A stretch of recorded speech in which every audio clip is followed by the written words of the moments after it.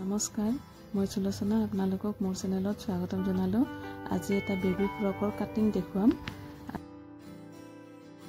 আৰু ফ্ৰকৰ মেজাৰমেণ্টটো মই স্ক্ৰীনত দি দিছোঁ, চাই ল'ব আপোনালোকে। ফ্ৰকৰ কাপোৰটো আচলতে এইটো শাৰীৰ ব্লাউজৰ পিচ হয় আৰু ব্লাউজৰ পিচটো ইমানে ডাঙৰ আছিল যে এটা সৰু ফ্ৰক ধুনীয়াকৈ হৈ গৈছে।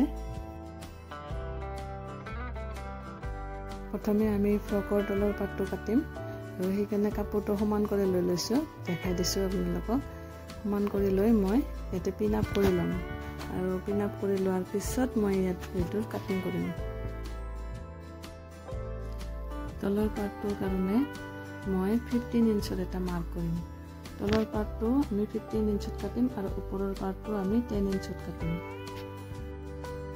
ফ্ৰকটোৰ দীঘল হ'ল 23 ইঞ্চ, কিন্তু মই লৈছোঁ 25 ইঞ্চ, কাৰণ চিলাইৰ কাৰণে এক্সট্ৰা 2 ইঞ্চ এক্সট্ৰা লৈ লৈছোঁ, যাতে দুটা ছাইড জইন কৰাৰ পিছত ফ্ৰকৰ মানে অৰিজিনেল লেন্থটো 23 ইঞ্চ হয়। আৰু পাৰ্টটো মই বক্স প্লেট বনাম আৰু সেইকাৰণে ইয়াতে কোনো এক্সট্ৰা কাটিং নাই, কাটিং নহয় ইয়াতে, আৰু এইটো চিধা চিধি কাটিংটো কৰি থ'লেই হ'ল। কাপোৰটো একদম সহজ কাটিং আৰু চিম্পুল ফ্ৰকৰ এটা কাটিং দেখুৱাম। আৰু যদি ভিডিঅ'টো ভাল লাগে বা কাটিংটো দেখি কিবা শিকিব পাৰে, তেতিয়াহ'লে চেনেলটো লাইক আৰু ছাবস্ক্ৰাইব কৰিবলৈ নাপাহৰিব। আৰু এতিয়া মই টপ পাৰ্টৰ কাটিংটো কৰিম আৰু টপ পাৰ্টৰ কাটিংটোৰ কাৰণে কাপোৰটো 4 ফল্ড কৰি লৈছোঁ ভিডিঅ'টোত দেখুৱাৰ দৰে, আৰু এতিয়া মাৰ্কিংটো কৰি যাম। টপ পাৰ্টৰ লেন্থটো ৰাখিম 10 ইঞ্চত, 10 ইঞ্চ, আৰু এতিয়া দুফালে 10 ইঞ্চৰ মাৰ্ক কৰি এটা চিধাকৈ লাইন টানি দিম আৰু শোল্ডাৰটো ৰাখিম 5 ইঞ্চ। তলতো এটা মাৰ্ক কৰিম 5 ইঞ্চত। এতিয়া কাষতলি মানে আৰ্ম হ'লটো 5 ইঞ্চতে ৰাখিম। তাৰপিছত বডি মেজাৰমেণ্টটো, বডিটোৰ কাৰণে টোটেল ৰাখিম চিলাই হতে 7.5 ইঞ্চ, তাৰমানে 6.5 ইঞ্চ বডিটো আৰু 1 ইঞ্চ এক্সট্ৰা ৰাখিম চিলাইৰ কাৰণে। আৰু তলতো মই 7 ইঞ্চত এটা মাৰ্ক কৰিম আৰু ওপৰৰ পৰা তললৈকে মিলাই দিম। আৰু এতিয়া ৰাউণ্ড শ্বেপটো উঠাই দিম, কাষতলিৰ আৰ্ম হ'লৰ ৰাউণ্ড শ্বেপটো কৰি দিব। ফ্ৰণ্ট পাৰ্টটোৰ কাৰণে অলপ ডিপকৈ দি দিব।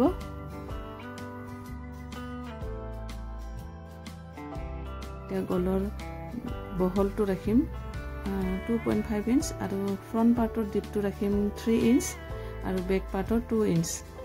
আৰু এতিয়া মাৰ্কটো কৰি ল'ব।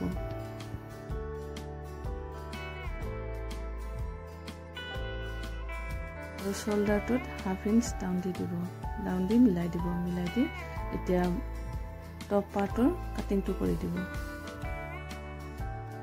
মই গলটোৰ ডিজাইনটো নাকাটো আৰু মই ইয়াতে ডাইৰেক্ট লাইনিং কাটি এক্সট্ৰা তাৰ লগতে মই চিলাই কৰি দিম। আৰু মই চিলাই কৰাৰ পিছতহে গলটোৰ মানে গলৰ কাপোৰখিনি কাটি পেলাম।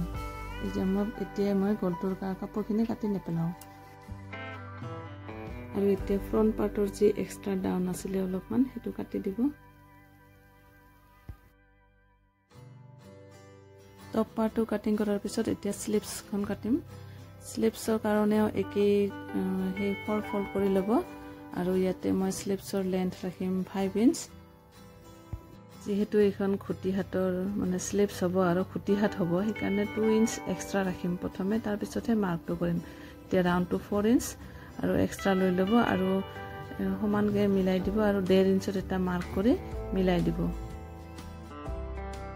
এতিয়া স্লিপছখনৰ যিমান ৰাউণ্ড শ্বেপটো আছিলে, ৰাউণ্ডটো যিমান ৰাখিব সেইমতে মাৰ্কটো কৰি ল'ব আৰু ভিডিঅ'টোত দেখাৰ দৰে মাৰ্ক কৰি ল'ব। এতিয়া 1.5 ইঞ্চৰ তলত এটা মাৰ্ক কৰি আৰ্মহোলৰ শ্বেপটো মিলাই দিব। আৰু ফ্ৰণ্ট পাৰ্টৰ কাৰণে অলপমান ডিপ দি দিব। আৰু এতিয়া স্লিপছখনৰ মাৰ্কিং হোৱাৰ পিছত কাটিংটো কৰি দিব।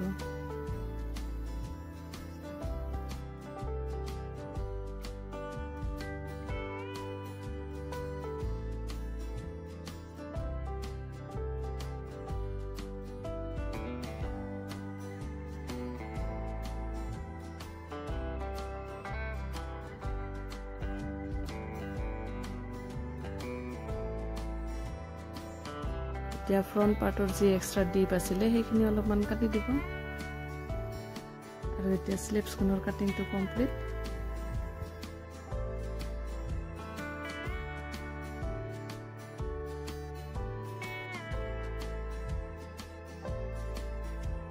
স্লিভছৰ কাটিং কৰাৰ পিছত আমি এতিয়া লাইনিংটো কাটি ল'ম ফ্ৰণ্ট পাৰ্টত এই একে ফ্ৰণ্ট পাৰ্টত মই যিমানখিনি ৰাখিছিলোঁ সেই একে মাপত লাইনিংটো কাটিম আৰু মই লাইনিংটোতহে কলৰ ডিজাইনটোৰ ড্ৰয়িংটো কৰিম তাৰমানে বক্স যিটো ৰাখিছিলোঁ বক্স ডিজাইন সেই ডিজাইনটো মই লাইনিংখনত ড্ৰয়িংটো কৰিম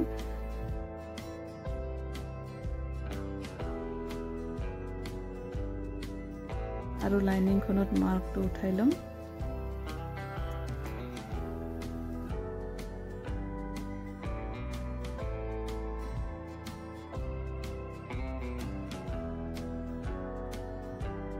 এতিয়া বেক পাৰ্টৰ দৰে ফ্ৰণ্ট পাৰ্টৰ মাৰ্কিংটো কৰি ল'ম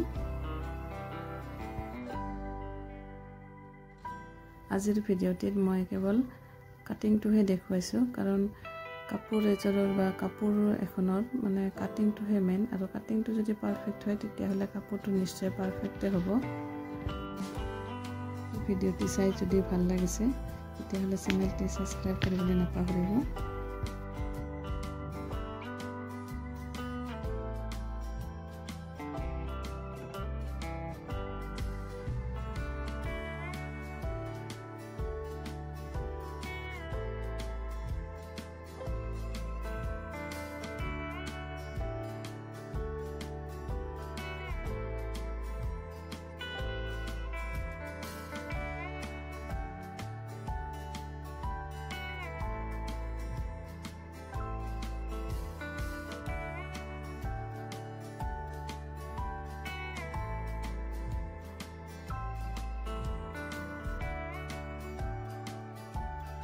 এতিয়া ফ্ৰকটোৰ তলৰ পাৰ্টৰ লাইনিংটোৰ কাটিংটো কৰিম আৰু তলৰ পাৰ্টটোৰ লাইনিংটো মই আমব্ৰেলা কাট বনাম আমব্ৰেলা কাটৰ কাৰণে প্ৰথমে কাপোৰটো তেৰহাকে ভাঁজ কৰি লৈ ল'ব ভিডিঅ'টোত দেখুৱাৰ দৰে কাপোৰটো ভাঁজ কৰি লৈ ল'ব তেৰহাকে তাৰপিছত ইয়াৰ ওপৰত কঁকালৰ মেজাৰমেণ্টটো বহুৱাই কঁকালৰ ওপৰৰ পাৰ্টটো বহাই দিম তাৰপিছত কঁকালৰ মেজাৰমেণ্টটো লৈ ল'ম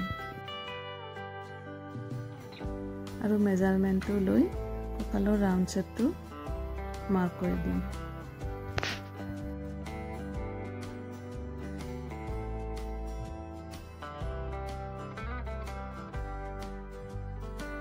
এতিয়া লেন্থটো ৰাখিম 15 ইঞ্চত আৰু 15 ইঞ্চত মাৰ্ক কৰাৰ পিছত এইটো একে ধৰণে মিলাই দিম আমব্ৰেলা ৰাউণ্ড শ্বেপটো মিলাই দিম আৰু এইটো 15 ইঞ্চ ৰাখাৰ পিছত এইটো চিলাই কৰি কিনে থাকিব 14 ইঞ্চ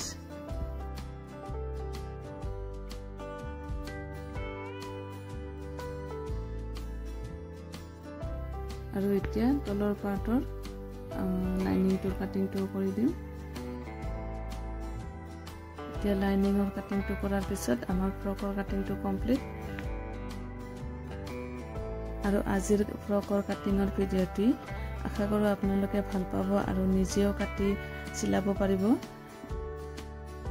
একেবাৰে সহজ পদ্ধতি আৰু সিম্পল হিচাপে ফ্ৰকটোৰ কাটিংটো দেখুৱালোঁ আশা কৰোঁ আপোনালোকে ভিডিঅ'টিৰ পৰা কিবা উপকৃত হ'ব আৰু নিজেও এটা এনেকুৱা ফ্ৰক বনাব পাৰিব একেবাৰে সহজ ফ্ৰকটো বনোৱা ভিডিঅ'টি চাই যদি ভাল লাগিছে তেতিয়াহ'লে চেনেলটি ছাবস্ক্ৰাইব কৰিবলৈ নাপাহৰিব